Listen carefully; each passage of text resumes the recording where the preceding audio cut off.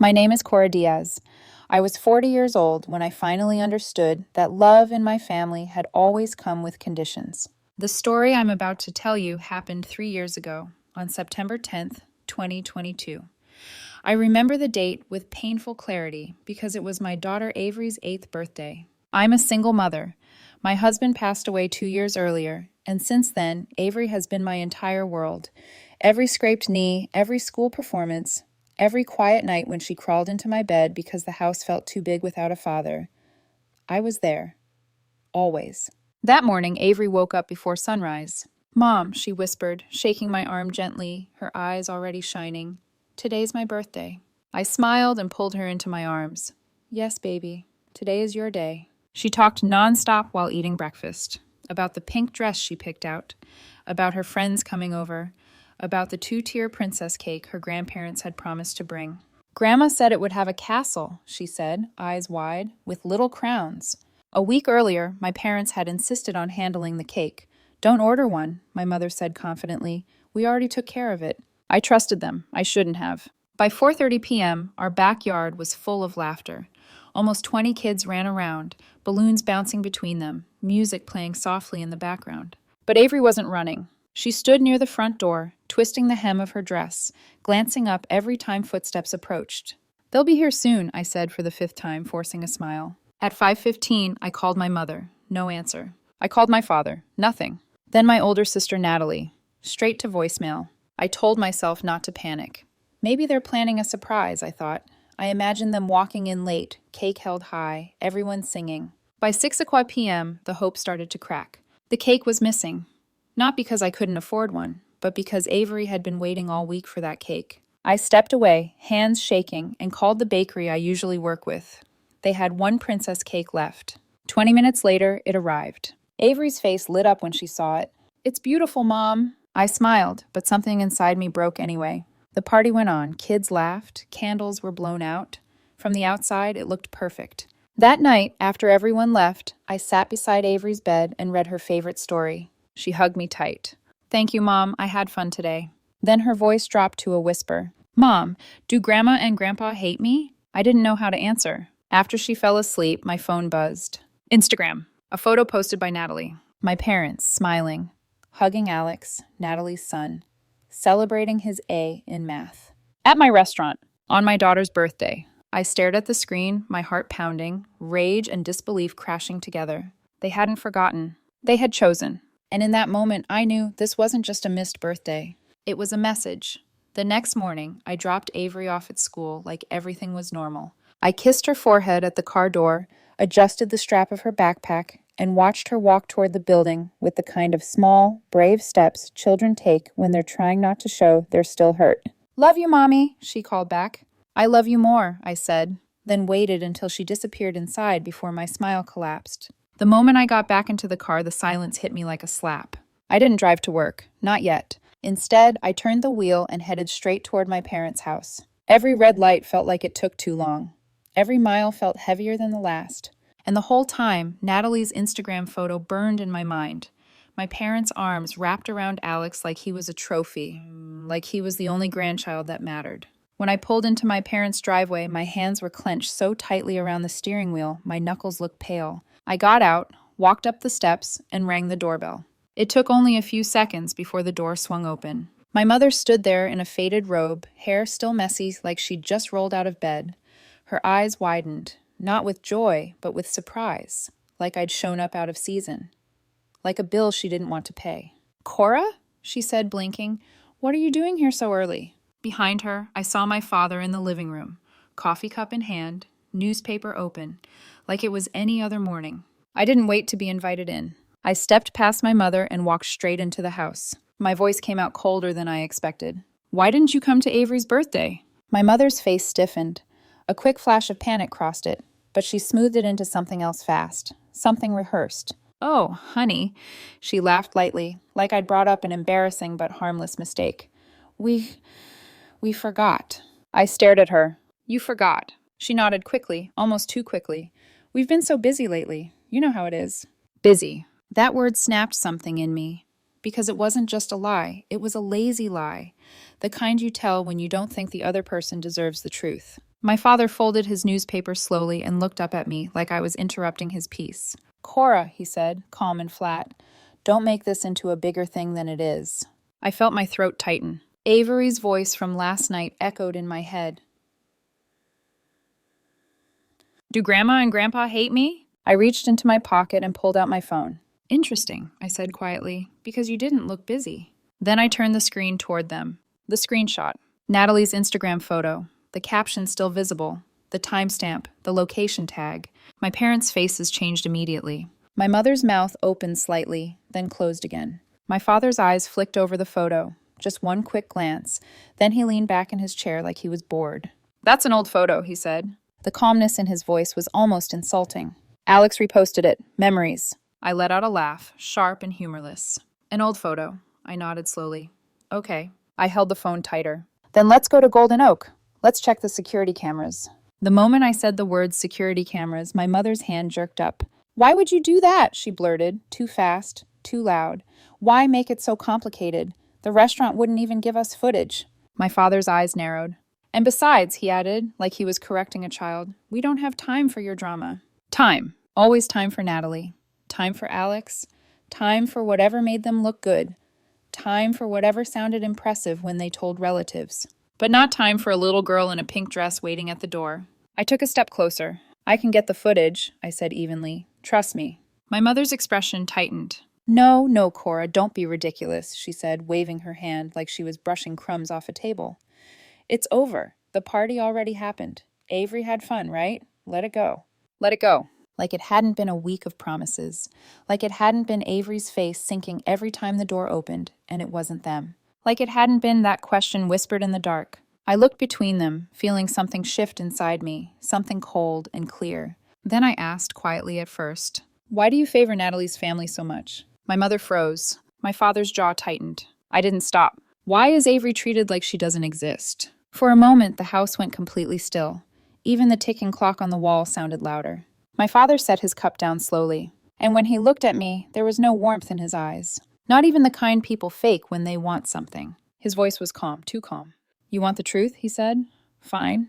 He leaned forward slightly, as if he was about to give me a lesson. You're a failure. The words landed so hard I felt them in my chest. My mother didn't protest. She didn't gasp. She didn't say, don't talk to her like that. She just sat down on the couch and stared at her hands like she was watching something inevitable. My father continued, his tone almost casual, like he was explaining math. Natalie is a CFO at a big company. She's successful. She brings pride to this family. He paused and looked at me up and down like he was measuring me. And you? You work in restaurants, serving people, running around taking orders. After all these years, that's all you are. My ears rang. The room felt too hot, too small. I managed to speak, but my voice sounded far away, like it belonged to someone else. I own 3 restaurants, I said without thinking. Then I stopped myself. No, not yet. Not here. Not like this. Because the truth was, I could destroy them with one sentence. But I wanted to understand something first. I wanted to see how deeply this poison ran. So I swallowed the words, swallowed the truth, and asked the question that had been haunting me since Avery was born. So that's it? I said, staring at him. Because you think I'm less valuable. My daughter is less valuable too? My father didn't blink. That's not what I said, he replied, like he was offended by my tone, not by his cruelty. But actions have consequences. People respect success. Respect. That was his word. Not love. Not loyalty. Not family. Just respect, bought and sold like currency. I looked at my mother, hoping, just for a second, that she would finally choose me. That she would say, she's still your daughter. But my mother only gave me a small, tight look, half pity, half disappointment. Like I was the one embarrassing them. In that moment, everything in my childhood came flooding back in sharp flashes. Natalie's new bike at 10, shining and perfect. Me wearing her hand-me-down jacket that still smelled like her perfume. My school recital seats empty, except the teacher clapping politely. Natalie's graduation party, full of relatives and champagne. My own graduation, my father's nod so brief it could have been mistaken for a twitch. And now it had spread to my daughter. Alex was their prince. Avery was an inconvenience, a reminder of the child they never wanted to celebrate. I stood there for a long time, breathing carefully through my nose because if I let myself speak from emotion, I would scream. And I refused to give them that satisfaction. Instead, I did something they never expected.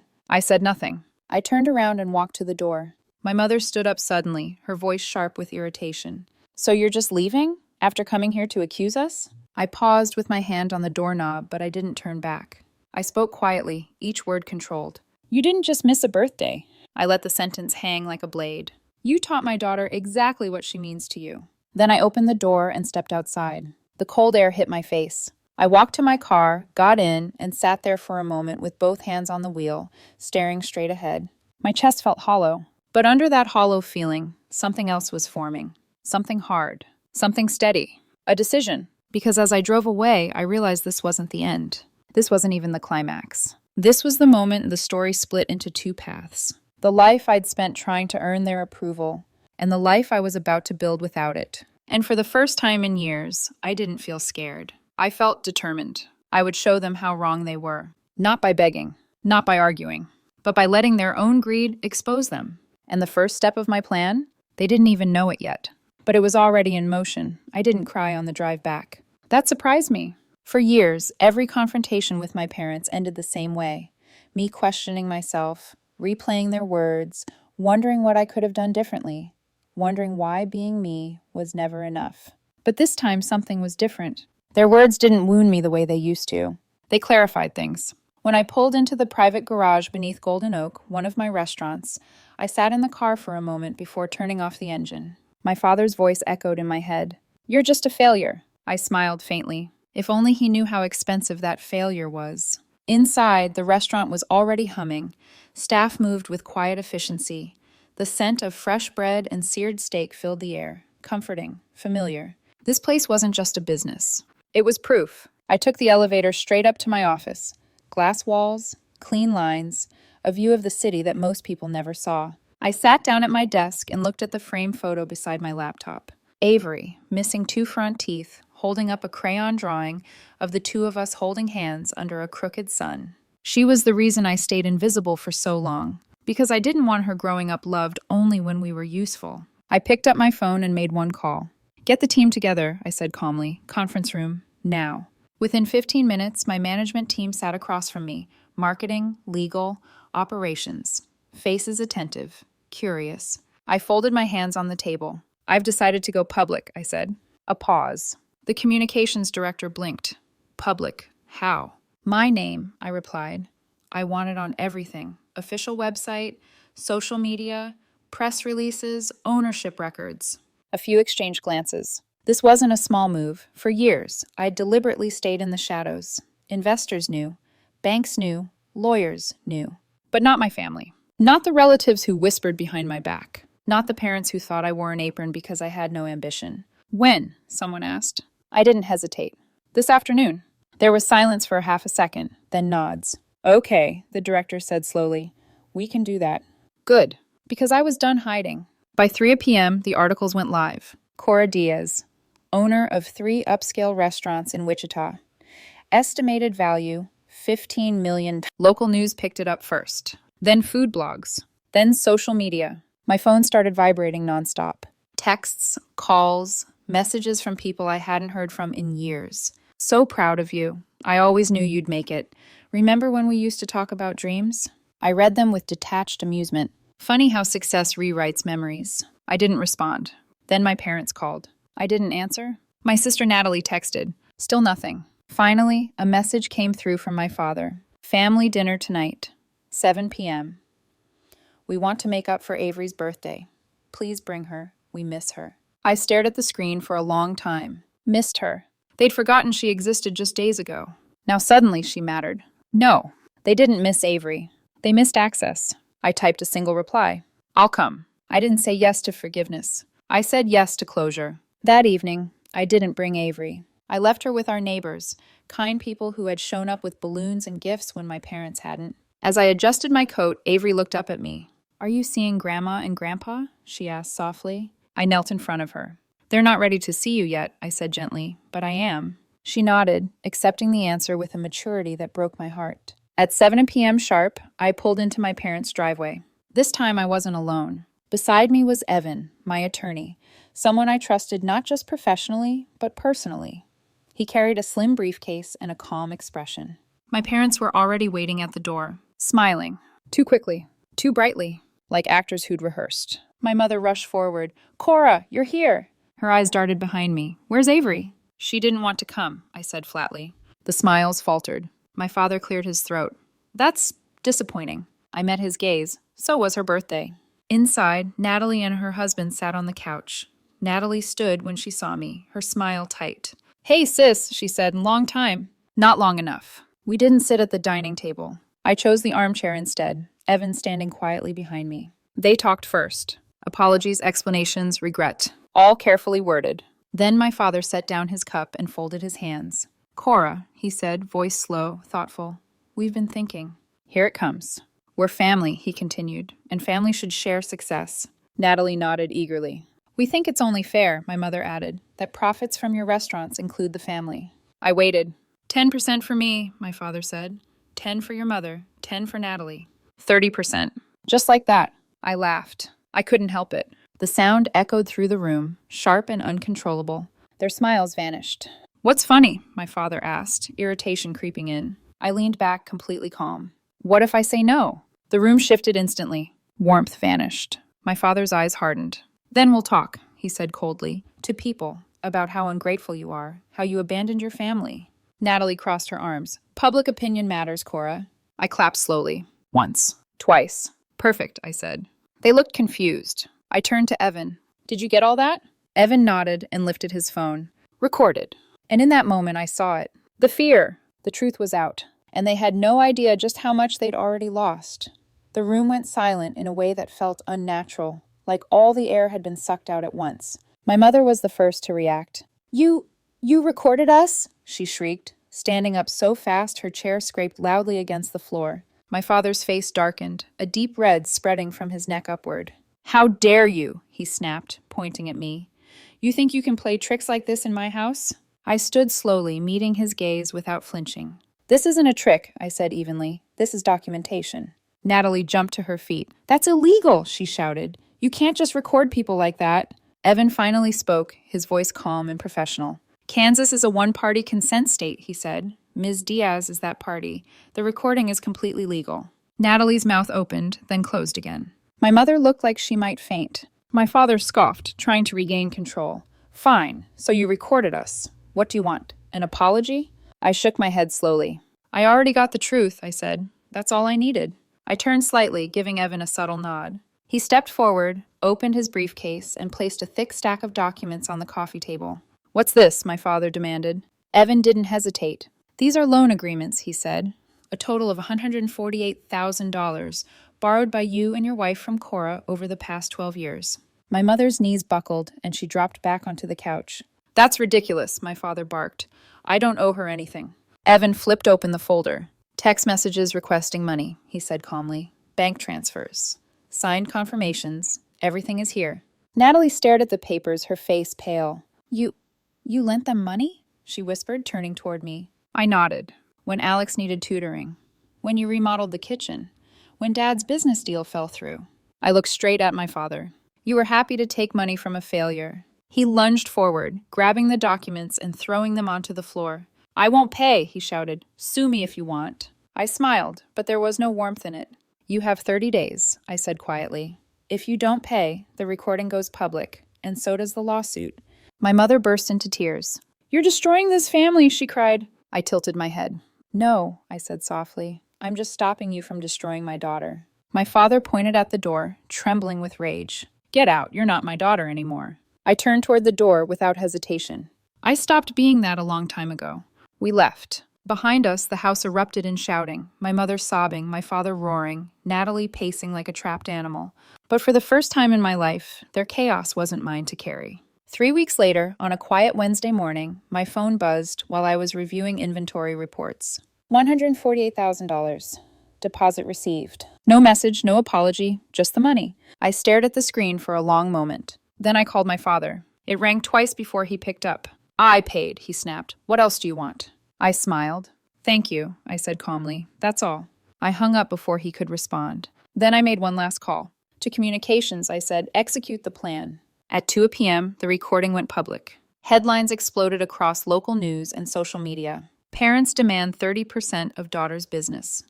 threatened smear campaign. The recording played in full. Every word, every threat.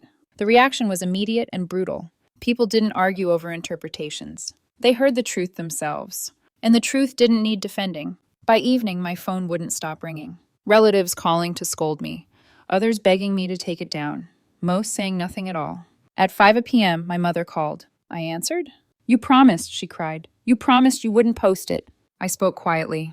"You promised you'd come to Avery's birthday." Then I hung up. Minutes later, Natalie called. I let it ring. She called again. And again. Finally, I answered.